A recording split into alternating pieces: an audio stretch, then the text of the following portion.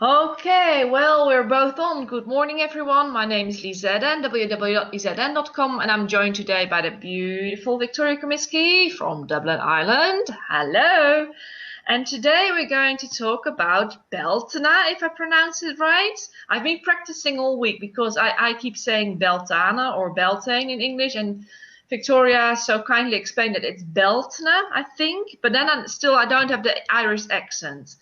And yeah, I'm saying it in Irish, so yes, it's going to sound different. Yeah, and we're going to talk about goddess energy, and we're going to talk about cleansing and clearing, right? Yeah, we are. Okay, cool. So, well, this week I already wrote a blog about Beltane, and it's celebrated this coming Saturday, right? And it's the start of the Wiccan summer. And I always celebrate it, either just by myself at home with lighting some lights and candles, bringing in flowers, and really tuning into the energy, or if I've got my girlfriends around, we might do something together. So, what do you do with the Beltane? How is it like incorporated in your life, or personally? It's in Ireland. So Beltane, it's the month of May. It's known as sometimes because we have very strong links back to our pagan heritage, but we also have very strong Christian links as well. And the Christian religion, particularly in Ireland, the Celtic Catholic Church, before it became the Roman Catholic Church, really kind of married together with a lot of the pagan traditions.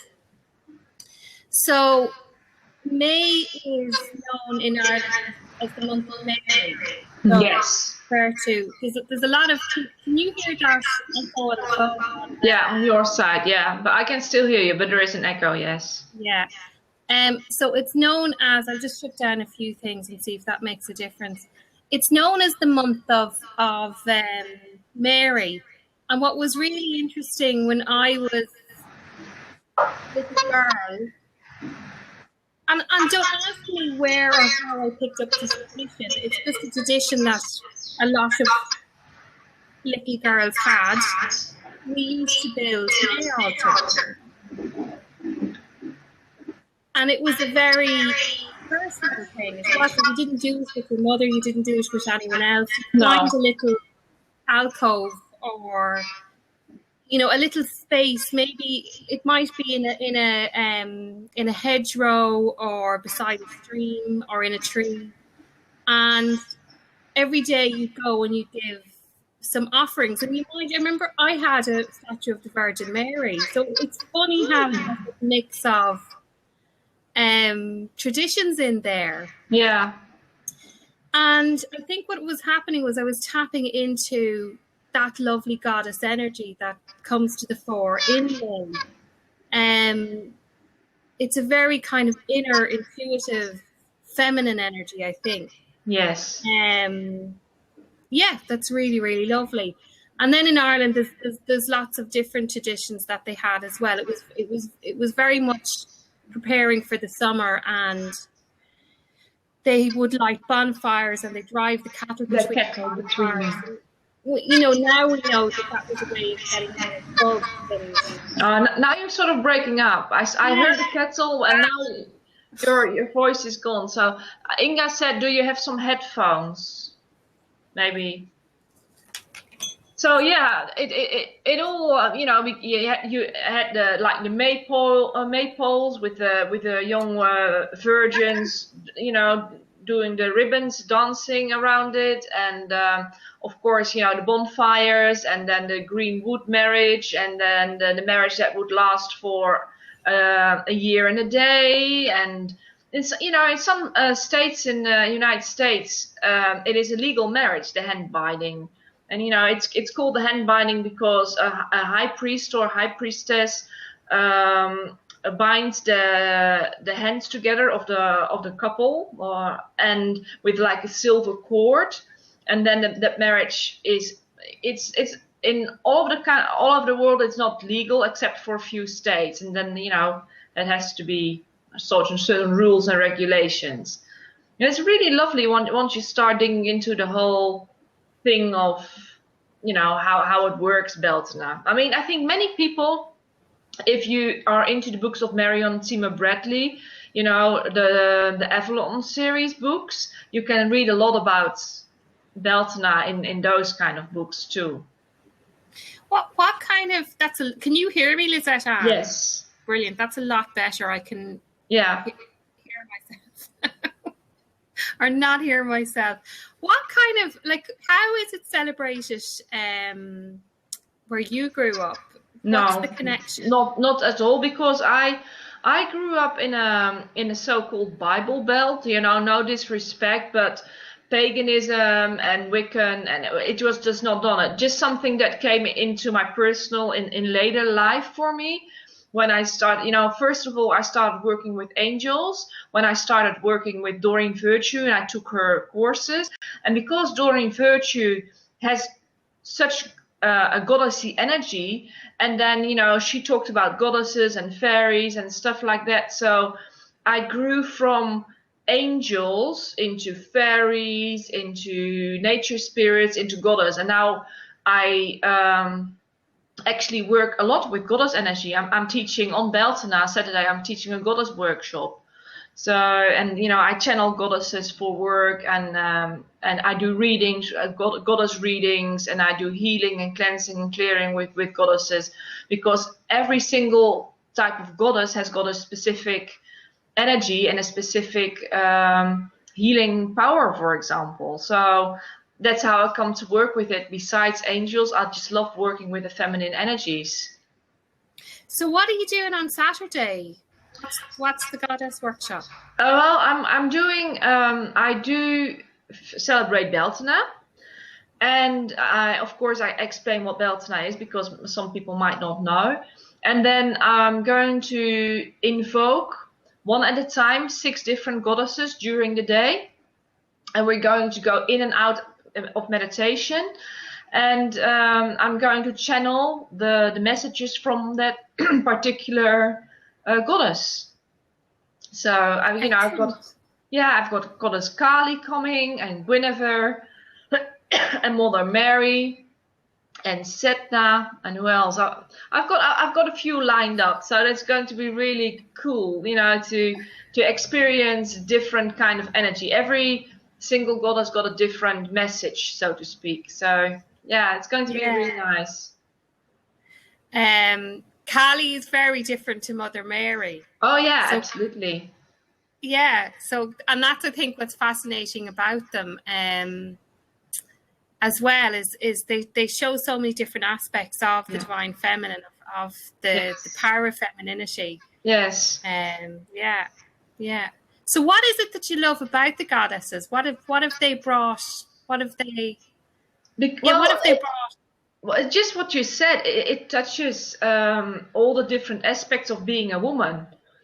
Being a woman is not just being one thing, because sometimes, you can be fearful, and sometimes you're more demure, sometimes you're very nurturing, sometimes, for example, if you invoke goddess Vesta or Hestia, that's the goddess of home and hearth, and then you want to make it homely, you want to make like a crock pot and soup, and you've got cushions and pillows in the home.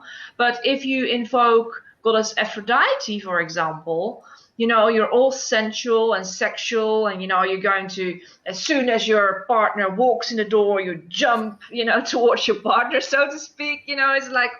It's all these different kind of personalities in a woman, and that's what I very much like about working with goddesses, because every single goddess has something. Like, for example, Setna, her story is just so sad. I mean, it's a long story. I will tell it very shortly. Goddess Setna was a beautiful goddess, or a woman, and she was very choosy and very picky in who she wanted to marry.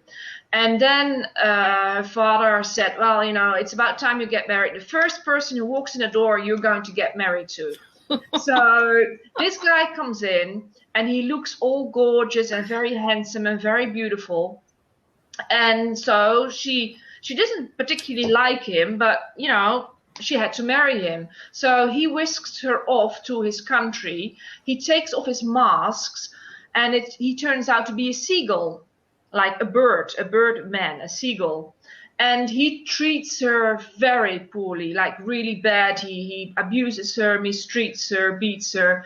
So her father finds out. He comes and visits his daughter, and his daughter Setna begs him, "Please, Dad, please, please take me home. Please take me home." So they escape, and they are in this little dingy boat on the ocean, and they're rowing away, and he's trying to rescue his daughter. And then her husband comes home and finds that his wife has fled with her father, and he follows them. And he builds up a storm. So the father gets afraid, and he shoves his daughter overboard into the ocean. And she clings on for dear life on the boat. And in order to rescue himself, her father cut off her fingers. So she couldn't grasp onto the boat anymore, and she sank to the bottom of the ocean.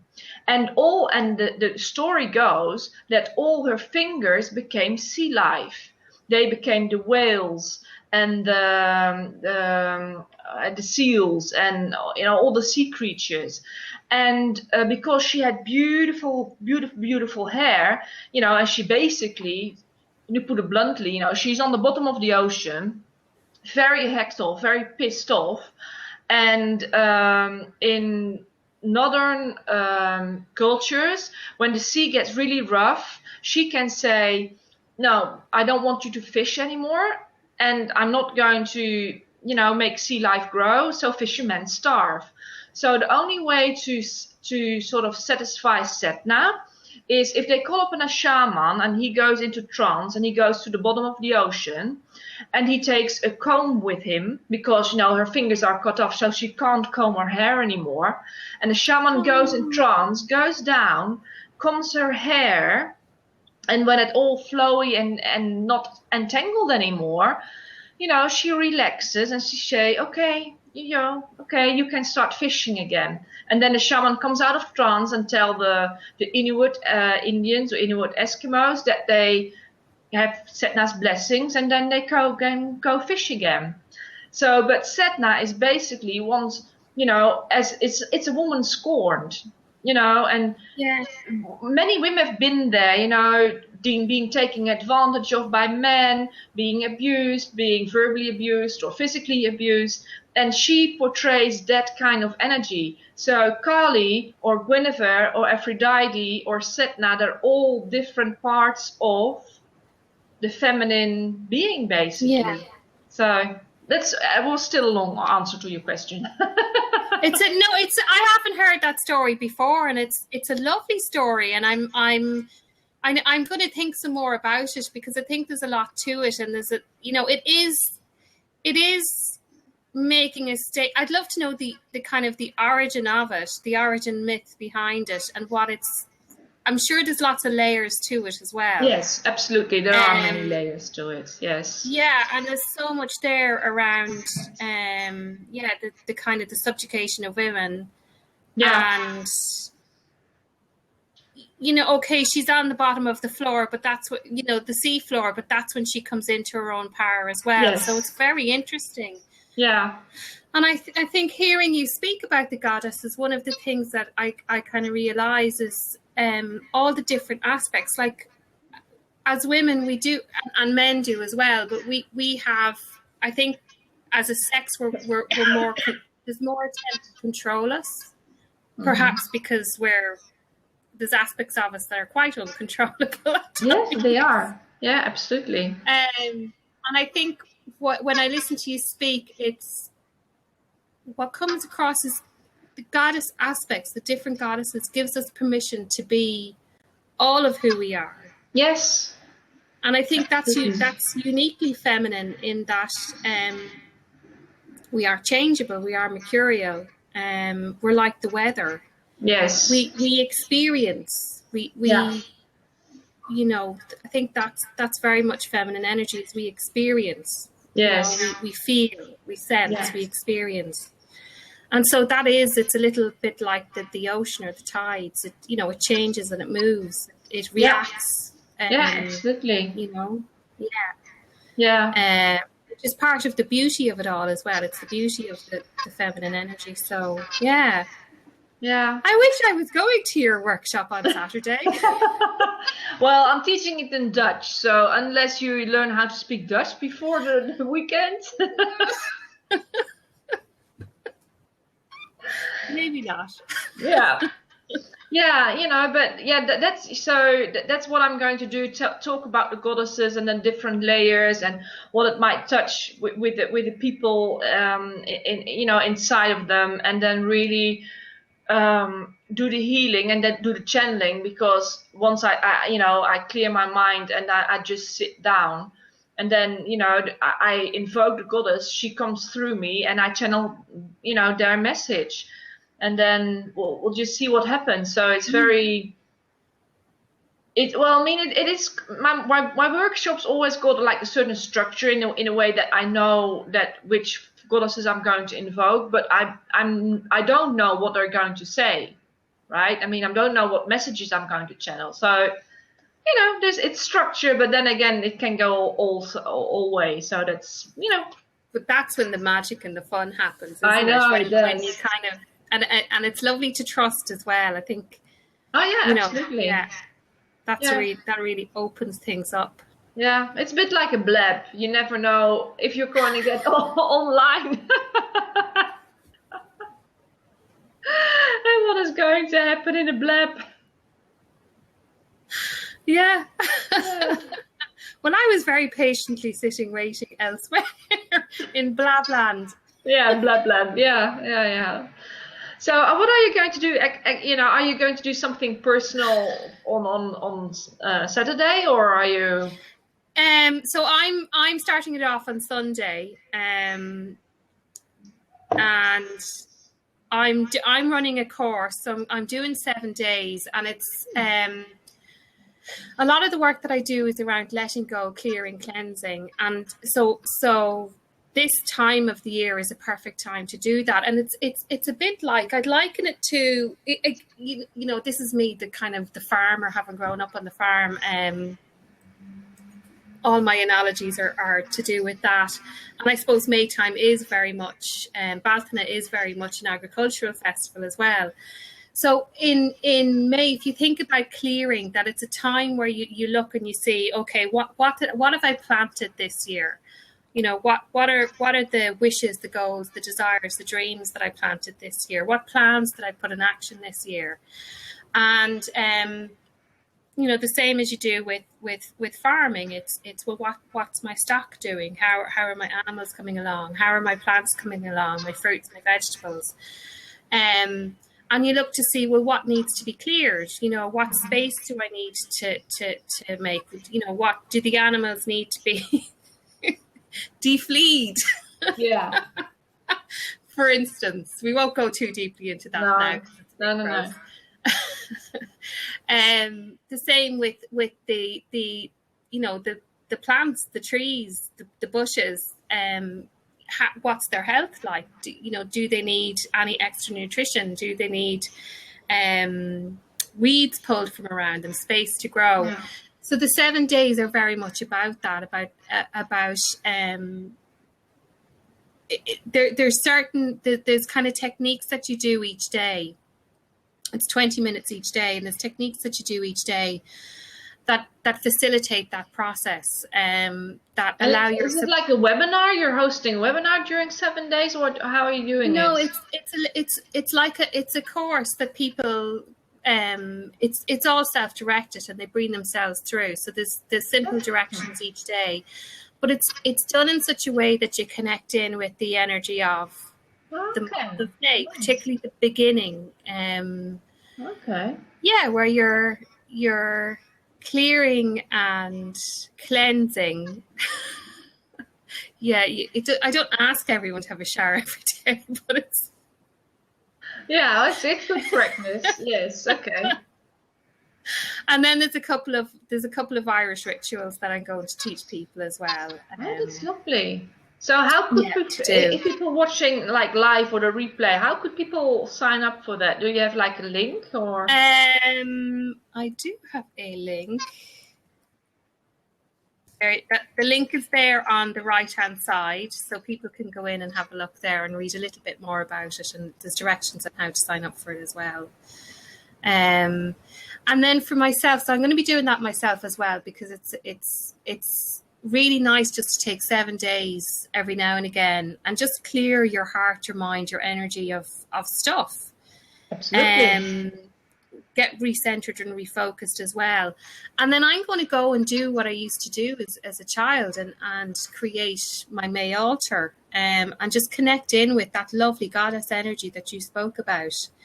You know, I suppose I would be used to connecting in, doing the May altar with the Mother Mary energy. Yes. But it would be nice to, listening to you speak about the other goddesses and their aspects, it would be nice, even particularly Sedna as well, to just invite in, create the space and see what happens, you know. Yeah.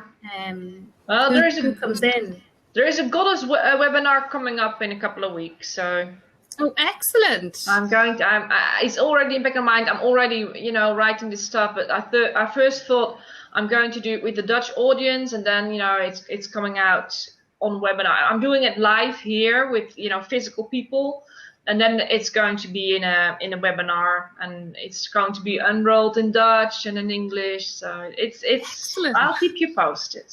Excellent! Wow. Yeah, we will do probably like 6 weeks. One evening every week a different goddess, so you've got an entire week to be in that particular goddess energy. So it's all coming. You know, you should come over to Ireland. There's some sacred sites that I'd love to show you, where there's like on Tara we've the goddess Dana. Oh yeah, lovely. And then there's one of my favorite places in the whole world. One of my favorite places in the whole world, and it's a place called Lough Crew. Okay. It is incredibly stunning. It's very unknown on the tourist trail. It hasn't been kind of dickied up, or, you know, it's as it is. And we have what's called a Cailleach living in that mound. It's a cairn. It's a group of across some really beautiful hills in Cavan. And so the Cailleach she's a witch. Okay, well, that's cool. But you have to be very careful of her. Right. Well, as you will do with goddesses too, you know. Yeah. Yeah. One of the most amazing experiences I've ever had was being up on Lough Crew for an equinox, an autumn equinox. Oh, yeah. And I think it was somebody from Holland. I think it was a Dutch lady. Came up the hill. I knew straight away she was a shaman, and she had a drum with her. And we had the key. We knew where to get the key, so we had the key, and we were able to get into the cairn. And she asked if she could go in, and I was like, no problem, just, you know, we need to leave the key back by a certain time. So we went off round the edge of the site, and we were looking down at this absolutely spectacular view. And she started drumming inside the cairn. And you could hear it. And it was like being back. We got a taste of what it must have been like. The cairn, I think, is 2,000 or 3,000 years old. Right. And that's what they would have done in it. And so we got that flavour and that taste and that sound of what our ancestors would have experienced back then. Yeah. There's just such magical places, you know. And so many people are connected in with them. It's just, you know, we're not mainstream. No, I can imagine. Yeah. Oh, that's so lovely. Yeah, so you have to come over. Yeah, I've been to. I don't know if I pronounce it right. Glendalough. Glendalough. Yeah. Okay. That was amazing too. Yeah. I had a very beautiful experience too. You know, you've got the ruins, And then, I very strongly felt a presence there. Sometimes it can be very touristy, but at that particular time, there was just no one there. And I was inside one of those ruins, and there was just no wind, absolutely nothing, nada, no wind. And I just felt a presence of angels. And I said, if you're here, please give me a sign. And then through one of those open windows, a white feather came in and sort of dwindled, and then it landed on the ground, and I was like, oh my god, thank you. And and it was like, no way it could, because it was just like, it was a summer's day, it was warm, there was like completely wind still, was nothing, and then just a feather came in and landed in front of my feet, and it was just amazing. That's magical. Yeah, it was. Wow. It's a magical spot, that is. It's beautiful. It's very beautiful, yeah. It's only about, sorry, my earphones keep falling out every time I talk. It's not that far from where I live. Okay. It's again, just stunning, absolutely stunning. And an amazing story about the people that live there as well. Oh, I don't know the story. Well, look, I can't remember it in detail myself. But I suppose the saints that lived in Ireland, and the lives that they led, particularly the hermit saints. It's just it's so mad to think that. Well, I suppose if you look at countries like countries in Asia like India, it's very normal for you to have hermits. Hermits. Yeah. But that was really common in Ireland, and one of the places that is really mad is Skellig Michael. Okay. Off the coast of Kerry, and it's in Star Wars. The latest Star Wars film. I don't think I'm giving a spoiler now, but your man, or whatever, the main guy with the Force, whatever his name is, he that's where he was hanging out, is on Skellig Michael, and it's just this set of rocks off the coast of Kerry, and they have beehive huts, and the monks lived there, and they had it was very much Sedna's energy, the energy of the sea. They had no connection with it was basically a rock in the middle of the sea, Right. All they could listen to was nature and God or whoever they were communicating with. So yeah, it's lovely. Yeah. I'm blathering now. No.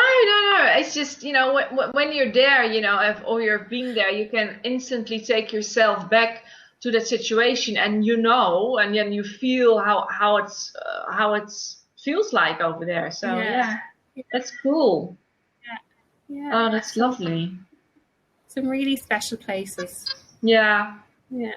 I just love working with goddesses and their energies and stuff like that. So it's really cool. Yeah. And I think the connection that they bring us to, they give us a connection, an inner connection to ourselves. So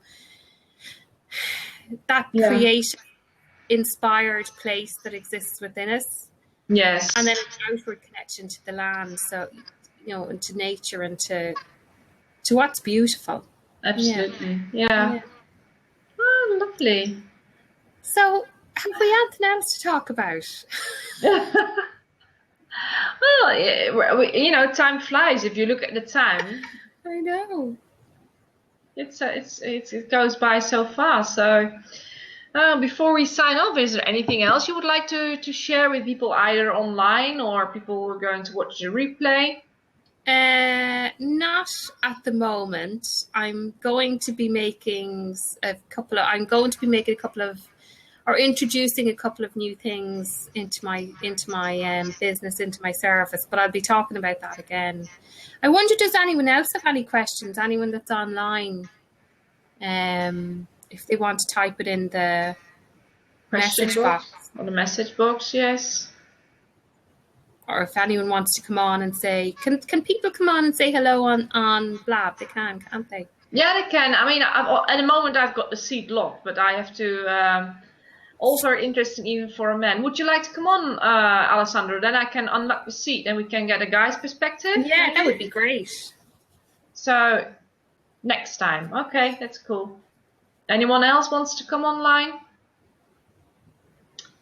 No, going once, going twice.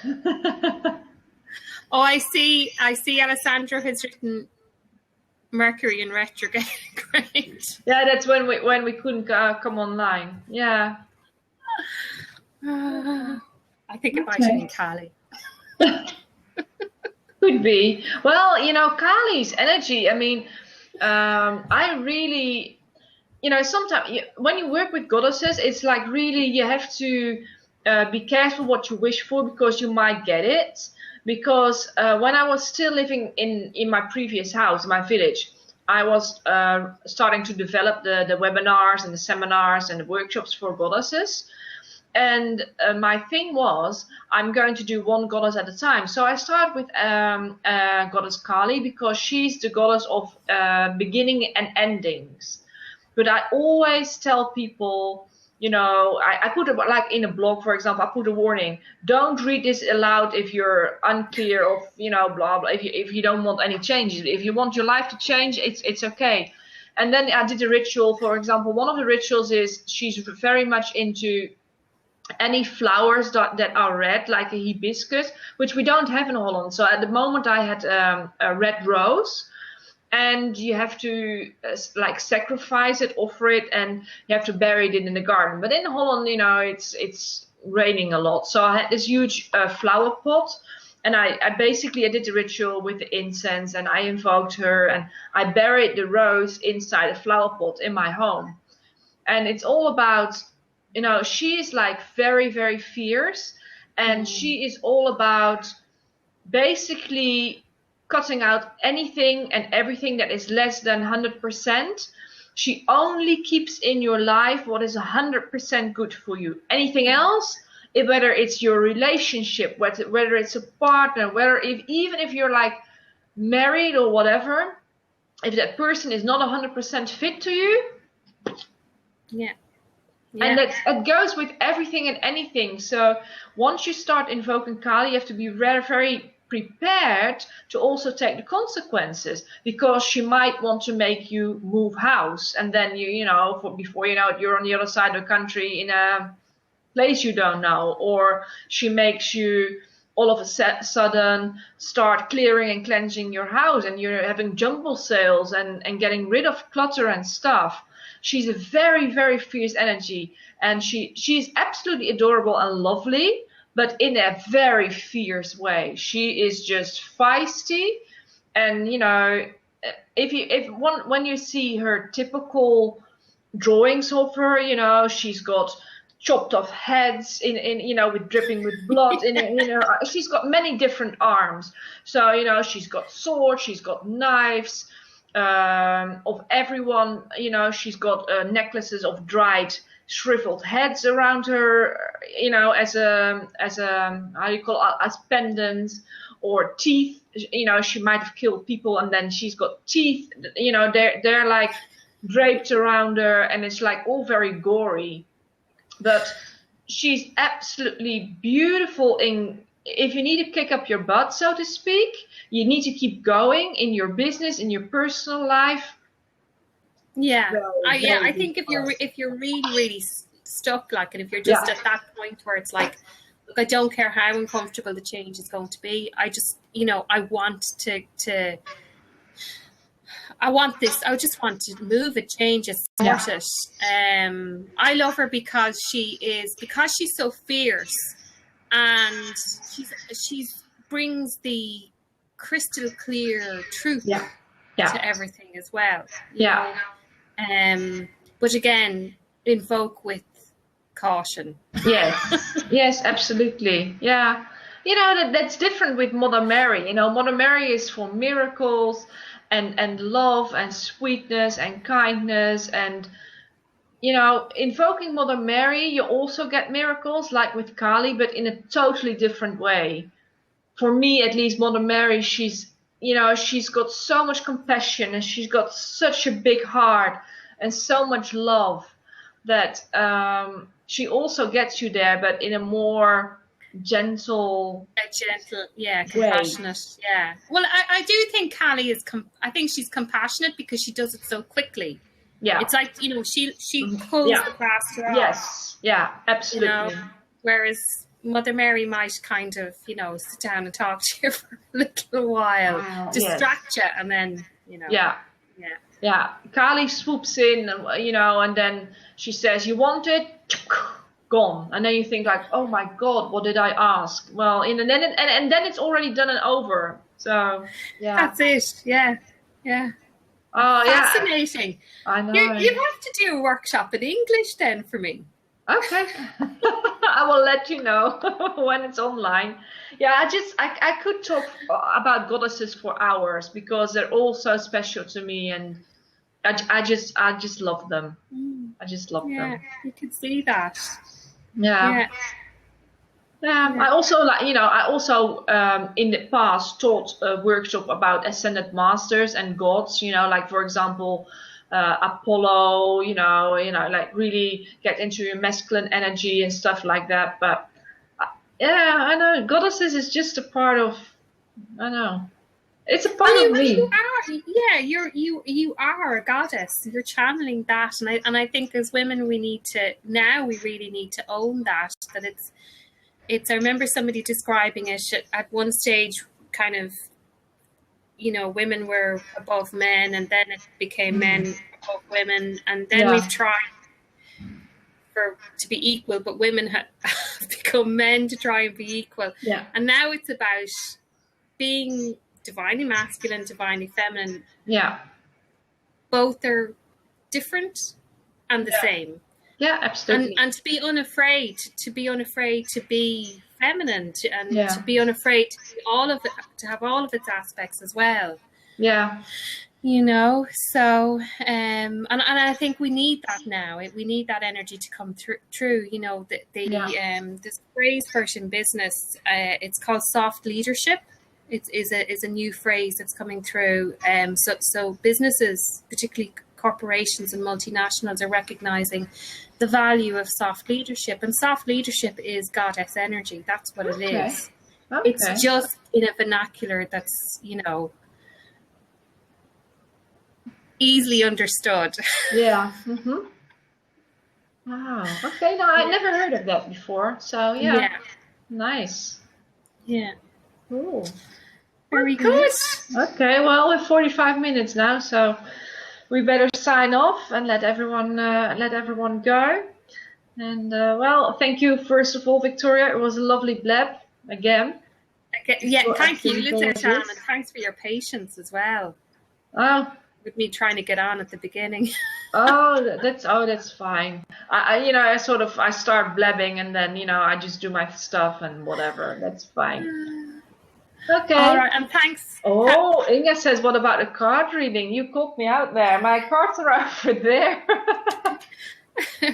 Well, Victoria, if you keep Inga occupied for a second, I'm going to go and get my goddess cards because I thought I had them here, but I've got a booklet here. So entertain the crowd, please. Okay. Well, I'm not sure how I entertain Inga. Inga, Annie, do you want to give me any clues or? No, she's just been very quiet, and I don't know what to say when I'm talking to myself. Well, thanks for the claps, Inga. That's great. I think I can hear her coming back. Yes, there she is. I'm used to the structure when after the show there's a card reading. Okay, well, so what I'm going to do, I will stay online, and I've got my goddess card readings, but I will start pausing the recording, and then anyone who wants a card, we do it offline. So thank you very much for watching. My name is Lisette-Anne. As I said, www.lisette-anne.com, and Victoria was online today with me in a blab about goddesses and cleansing and clearing. And what's your website? Could you please? So I've put a link up there in the message, and it's Victoria Comiskey is my website. Okay. So yeah. Okay, well, thank you very much, everyone. I'm pausing the recording, and anyone who wants a card after the recording stopped, you're free to ask a question.